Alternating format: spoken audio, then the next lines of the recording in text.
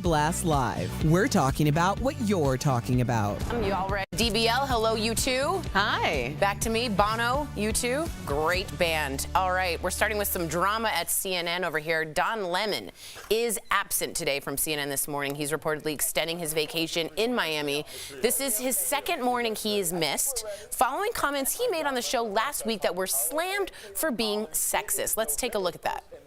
Nikki Haley isn't in her prime. Sorry. When a woman is considered to be in her prime in her 20s and 30s and maybe 40s. What are you talking? Wait. That's not according to me. Prime for what? It depends. I mean, it's just like prime. If you look it up, if you Google when is a woman in her prime, it'll say 20s, 30s, and 40s. I don't necessarily. 40s. Oh, I got another. I'm not saying I agree with that. Hey, Don tweeted this out saying his comments were inartful, irrelevant, and that he regretted it. Now, there's a ton of speculation that CNN is unhappy with Don in general, and his job may be in jeopardy. So here's the question. Does he deserve to lose his job over this? Is this the straw that is breaking the camel's back with Don? What do we think? Jeff, you told me about this, and I was shocked about this. Well, yeah, this was last week, Yeah. but you know, I've been there, Don. I feel you, buddy. I've been there. I don't know if he should be fired necessarily over this, right? I'm really against this cancel culture. You make one mistake and your life's over, everything you worked for. If they're unhappy with him, that's something else, right? So I heard allegedly that his apology wasn't great. It was very brief. He talked to all of CNN, everyone on a conference call, kind of gave a flippant apology and then just went on his way, you know? So I don't know what the future holds for Don Lemon at CNN, but if it's because of this one particular case, I do not think he should be fired. That's fair. That's fair. What do you think? Yeah, I'd have to agree with that. We do live television. I know. I was like, we say stuff. Like, there's going to be a time where you say something, it comes out wrong, you regret it. Now, was the apology insufficient? We aren't privy to the apology, right? So is it insufficient because of the nature of the relationship that Don has at this point with his co-workers and the environment at CNN? We don't know that. Was it just not a sufficient apology, period? We don't know that. Should an apology be sufficient enough for the people who are offended? Yes, I do believe that's the case. But am I going to sit here on live television and be like, you misspoke, you got to lose your job? Hell no, I'm not going to do that. I'm not going to do it. Because if, let's say someone had said that on our show, we would have gone after them, but it would have been like a teaching moment. I think it's fair to say that I feel like this shouldn't be the one thing that gets him canceled, is what I'm saying. I don't think that's enough of that. Now, again, I'm just repeating what Jeff said, but if there's stuff behind that, then perhaps. I mean, absolutely. Well, go ahead. No, absolutely. And this is coming from a woman who is almost out of her prime. I know. So I'm just bye-bye, prime. And I'll save my comments. All right. I appreciate you. So, objection sustained. Meantime, over at Fox, there's a ton of drama that was revealed in this new court filing. So follow with me here. It showed Fox News repeatedly reported false claims that former President Trump had been robbed of victory by election fraud. But privately, execs at the company, as well as some of its most well-known stars like Tucker Carlson, Sean Hannity, Laura Ingraham, called those conspiracy theories, quote, mind-blowingly nuts, quote, totally off the rails, and even completely bleep. Now, Fox News has responded saying that private texts were mischaracterized and cherry-picked quotes that were stripped of key context. But if people knew the claims were false and they broadcasted them anyway, did Fox betray their viewership? And I also want to get you, Tucker Carlson, on Trump saying he's the undisputed world champion of destroying things and he is a demonic force. Listen, what? Wait, listen or yeah, what? listen up, everybody. Tell us what you think. One, I can't believe that they could get these people's text messages, right? We're talking about misspeaking on television, and you're going to get my text messages? I'm going to have to move to the moon, okay? Because if you take things out of context, it doesn't look great. We kind of had this conversation last week about CNN or Fox News, whatever it may be, being a little biased towards their audience. Yeah.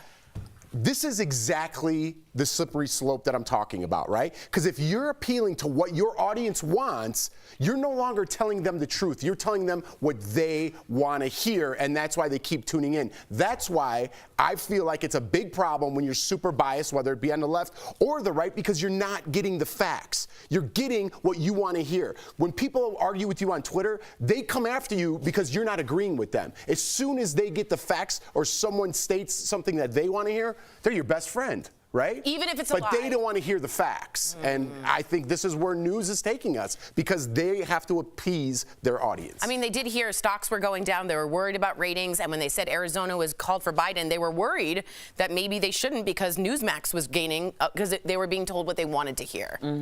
Is this saying like ratings is more important than democracy or the truth? Well, they're a company and they're here to make money, and you wouldn't be having the conversation about stocks if that wasn't the issue. We're talking about capitalism. This is just how it works. I think this year might actually, something like this could potentially be the catalyst for, I think, what we all kind of want, a very strong disclaimer of this is what you're actually watching. Like, people talk about freedom of speech all the time, and it's like, yes, we have our freedom of speech, but there's also consequences occasionally when those freedoms might be overextended, and also maybe being the catalyst for violence and a lot of rhetoric that could be harmful to our democracy or just to us as people. Yeah.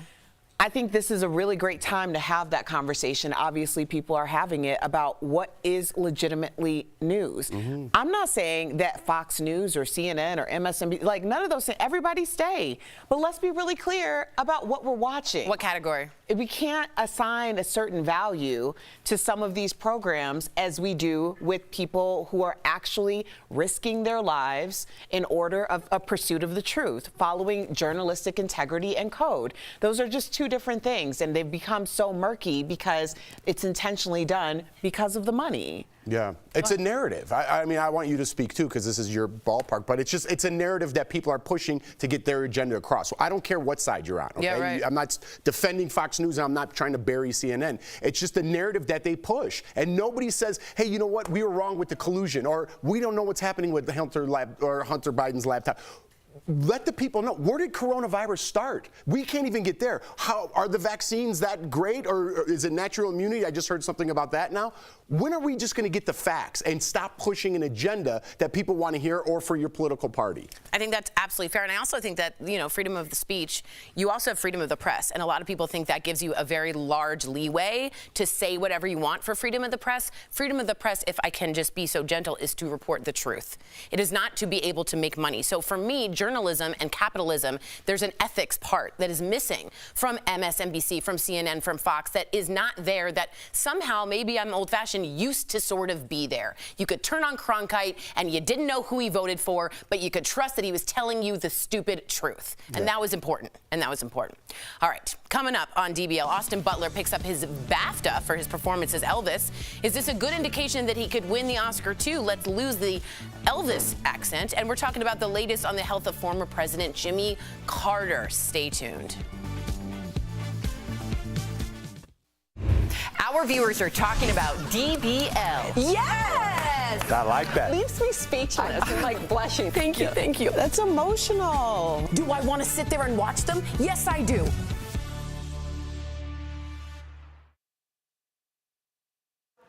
So really good comments. I can't talk today. I wanted to get you, just me, who always has great comments, says this. How about if we stop calling it Fox News and refer to Fox TV? Even that would make me feel more comfortable. Wrong, they're not willing to admit, know like, hey man, if we screwed that up. Do you think that does anything? Necessarily matters. I think that especially at this point, it's a branding thing. Like, it'll never not be, you know, Fox News. Like, we always understand that this is synonymous with that. It's not shocking, but it is a little shocking to me that we've gotten to the point where we cannot differentiate between the two. Exactly. I mean, like, the idea that if you think about how much went into telling the people, telling their constituents or their viewers what they want to hear, would January 6th have ever happened? Now that's a great point. Like, that's where I'm like, because they felt like they were being literally lied to. Like, I would really be curious. That's a great for point. some of the people who are facing real consequences right now in prison. Yeah. If they felt like, I'm sure they did. They were misinformed, completely lied to, and misled. Absolutely. And their whole lives have been completely ruined changed by this. And not only that, what's interesting too is Tucker Carlson, Laura Ingraham, Sean Hannity all said they couldn't put Trump the president or the former president on the air. They didn't trust the former president to literally speak because he might incite more violence. That says a lot about where their brain is and what they're telling you. I think. And my dress is watched Bill Maher. Hi.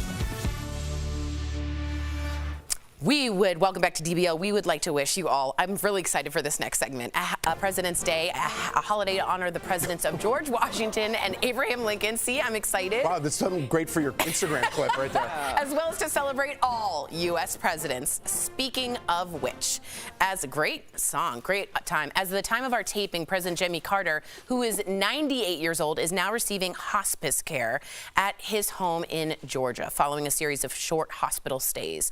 Carter is the oldest living U.S. president. He also won a Nobel Peace Prize in 2002 for all the humanitarian work he's done with the Carter Center over the years. Sorry I was tripping, but I wanted to get to this. He single-handedly, with the Carter Center, eradicated the guinea worm, which was killing Africans all over the place. And by teaching them single-handedly how to filter water, it has been down to zero because of him. He is an insanely good human being. He's still doing Habitat for Humanity, even when he was bruised and bandaged from his stroke. He is a good, solid man. He put solar panels on the White House in 1979. Reagan took him off, but whatever. Like, this was a forward-thinking, not a great or liked president, but afterwards impeccably suited for just an amazing human being. Well, I mean, you're talking about his humanitarian efforts, and I wouldn't have known. I mean, obviously, that was before my time. Not that I didn't go to history class, I did, but that's not something we discussed. Like, what was the likability factor? Yeah, what's the right. I don't remember that in history. No, he wasn't well loved, and he wasn't that effective, while he was president. Afterwards, I don't think anyone has lived a better life, and he and his wife have been married for 76 years. Can you imagine that? 76 years. That's a long time. It's a long time. Speaking of presidents, President Biden made a surprise trip to Ukraine this morning where he met with President Vladimir Zelensky just days before the one-year anniversary of the war. Now, this is kind of interesting. Apparently, Moscow was given a heads up about the visit before Americans were told he was going. So on this President's Day, we thought we would ask which president was your favorite and why. According to experts, there's a list of the top U.S. commanders-in-chief, and number one, Honest Abe, Abraham Lincoln. George Washington comes in second. Franklin D. Roosevelt is number 3. And rounding out the top 5 are Theodore Roosevelt and Dwight D. Eisenhower. So what do you think of the list? Who is your top pick? Jeff. You got to start. I feel like the guy who shows up on Monday and like, I totally forgot to do this assignment. And I think that's where my improv skills came from. I'm like, oh, good old Abe. You know what I mean? Tip the hats. You know, I have no idea what I'm talking about. Who do you like? You like listening to? Well, okay, that's fair. You don't know. Yeah. I think Lincoln freed the slaves. That's wonderful. Good answer. He liked the theater. Good answer. Well, maybe not so much now. Not so much now. Too soon. Hashtag Sorry, yeah. too soon. Right. Erica, who is your favorite president and why? Well, Obama, duh. Woo. Well, first of all, he was. People laughing. Dang, I could have just said Obama and got a round of applause. That's your favorite. I'm doing that on the next show. It was the most. Well, that was the most real, like, tangible. Obama was the most tangible president for me. Like, coming from Chicago, we had him on. I was on morning radio. We'd have him on the show. He would like come on and like rap with us. Stop it. The day of the election, he was playing basketball at the University of Chicago with a friend of mine who was like a mutual friend of his. And then they invited us to the, not they as in the Obamas, but my friend. I was able to go election night to the actual rally in Grant Park. Oh, so my like God. Obama's always going to be like, You're that's my dude. Unbelievable. unbelievable. Obama changed everything, I think, for a lot of people. I have to go with FDR. For people who are literally on nothing, eating dust, that man gave them hope over the radio. That is not easy to do, and he couldn't even stand. I think Franklin Delano Roosevelt, 4 terms in office, saved this country. Coming up on DBL. What a nerd! Someone did their homework over the weekend. William and Kate make an appearance at the Baftas. We'll explain why everyone was talking about Kate's earrings, because that's news.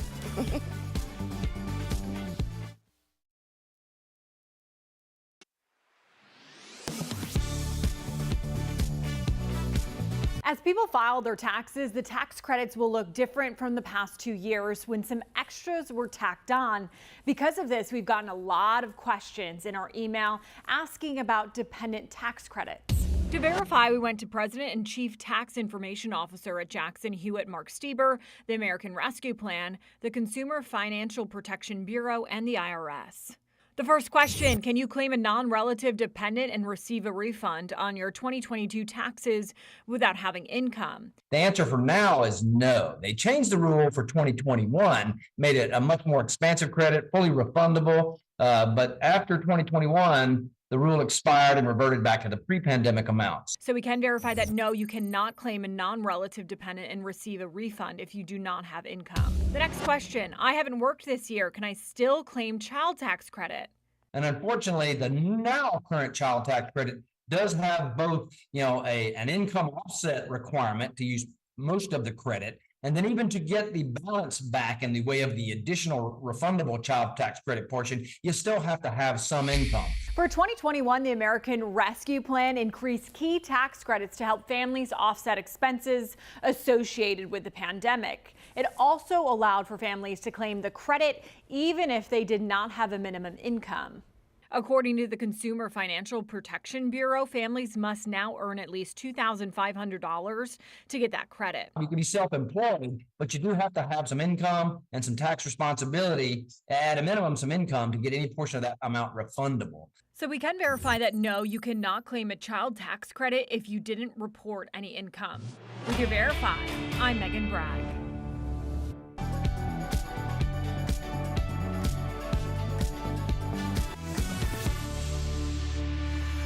Welcome back to DBL. The British equivalent of the Oscars is the Baftas. They celebrated the Best in Film last night in London, and Prince William and Kate Middleton, the Prince and Princess of Wales, made their return to the Baftas after missing it for the past 2 years.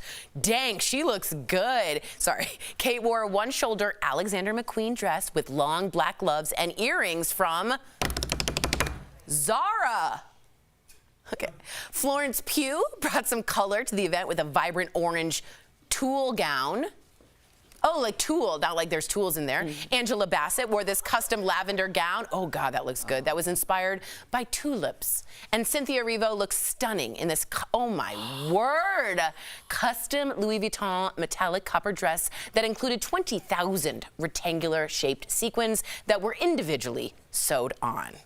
Ooh, I have a red carpet in a few days, and I'm not going to eat.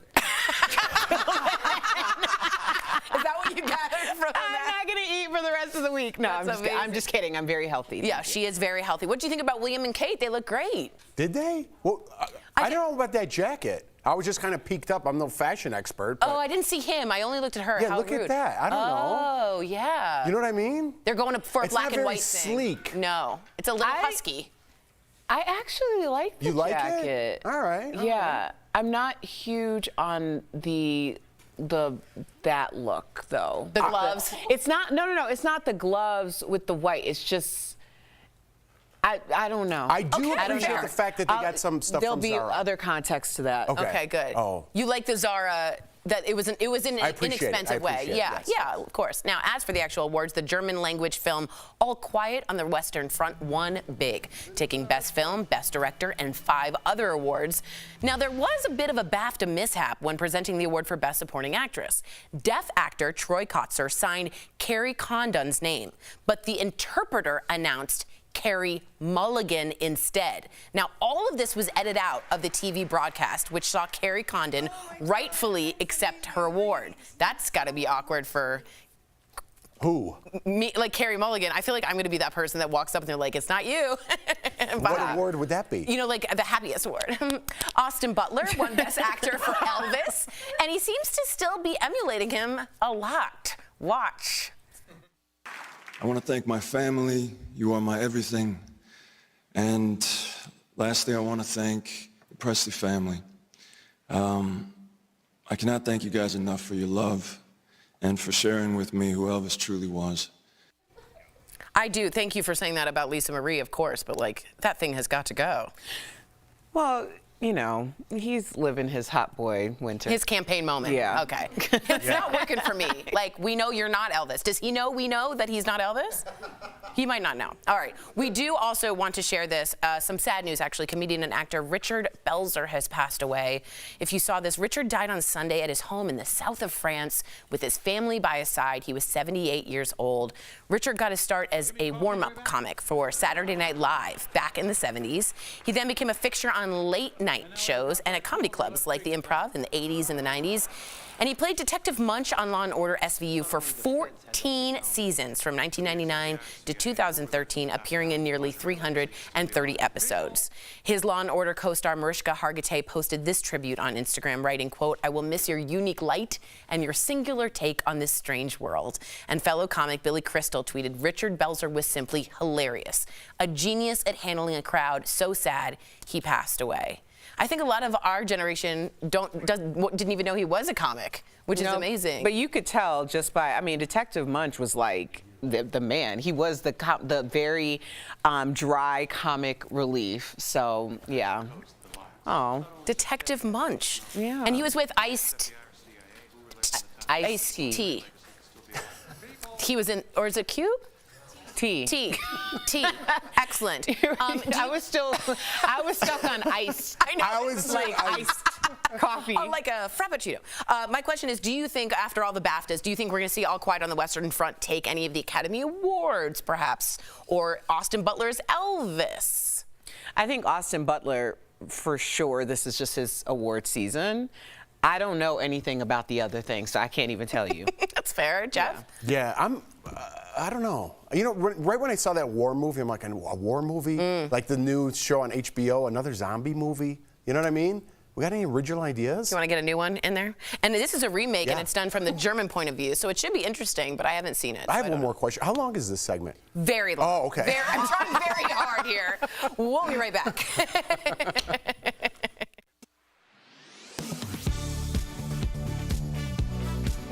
President Jimmy Carter was the first president to acknowledge climate change while in office. A viral Reddit post with 123,000 upvotes claims Carter tried to address the energy crisis by adding solar panels to the White House during his administration, only to have his successor, Ronald Reagan, remove them. So let's verify. Did President Jimmy Carter have solar panels installed on the White House that President Ronald Reagan later removed? Our sources are the National Museum of American History, the White House Historical Association, Unity College, the University of California, and the U.S. Department of Energy. In 1979, gas prices were spiking across the nation, and Americans were looking for alternatives. The White House Historical Association says Carter decided to set the example and installed 32 solar panels on the roof of the West Wing to heat water in the White House.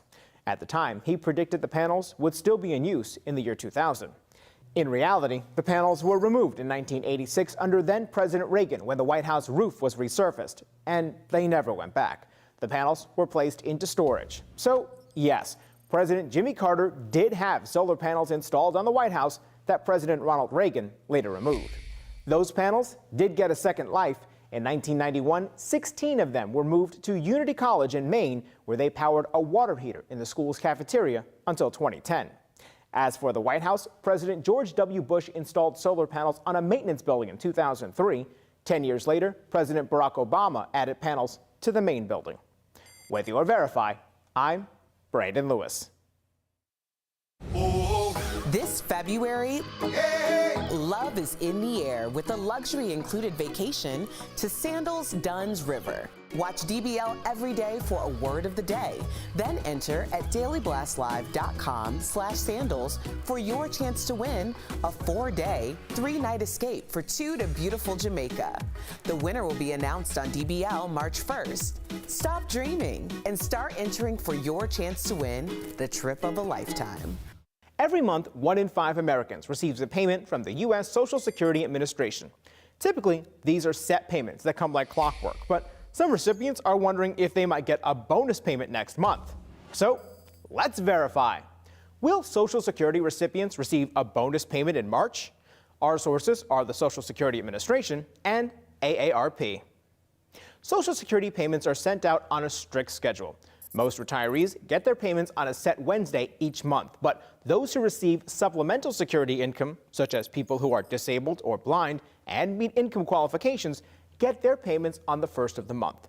This can be a problem if the first falls on a weekend when banks are closed, like on Saturday, April 1st, 2023. So the Social Security Administration will send out the payments the Friday before. In March, this means SSI recipients will get paid on March 1st and March 31st. But this isn't a bonus payment. They're just getting their April money 1 day earlier. So, no, Social Security recipients will not receive a bonus payment in March. AARP says all Social Security payments that would process on federal holidays also get sent earlier. With your Verify, I'm Brandon Lewis.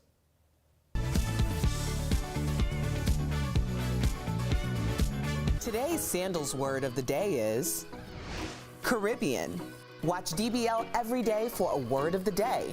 Then enter at dailyblastlive.com/sandals for your chance to win a 4-day, 3-night escape for 2 to beautiful Jamaica.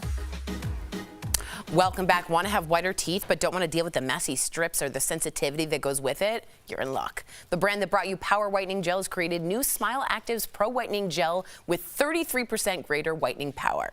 Effective tooth whitening can be achieved at home by simply adding the Pro Whitening Gel to the toothpaste every time you brush. There's no change to your routine, no extra time or effort needed. Now, in a clinical study, users saw an improvement of up to 8 shades after using the gel for 30 days. Smile Actives is safe, effective, and will even work on crowns, bonding, and dentures. Order today for a special buy one, get one free offer. Don't wait to get your brighter, whiter smile. Call 1-800-700-44 or visit 4040 or visit smileactives.com today. Do we have comments? No, we don't. Okay, we do have comments. I was like, are we going to sit here? Austin Butler, Shanice says, it's hard to get rid of something that he's done for years, practicing for that role, so I'm not mad at it. I am exaggerating a little. Apparently, he has actually damaged his vocal cords with a vocal cord trying to be Elvis, and so he's like trying to get the muscle back, but it's kind of annoying. Huh. Shanice has been commenting. She was like, just say what I want you to say, Erica, that we don't care for them. With the Royals. With Kate and William. I'm like, see, I didn't even say that, Shanice. That was you. Shanice, that was you said exactly what's right. And Sherry also said Cynthia Erivo looked stunning, beautiful, excuse me, but she did. DBL is new every day. We'll see you same time, same place tomorrow. Bye, guys.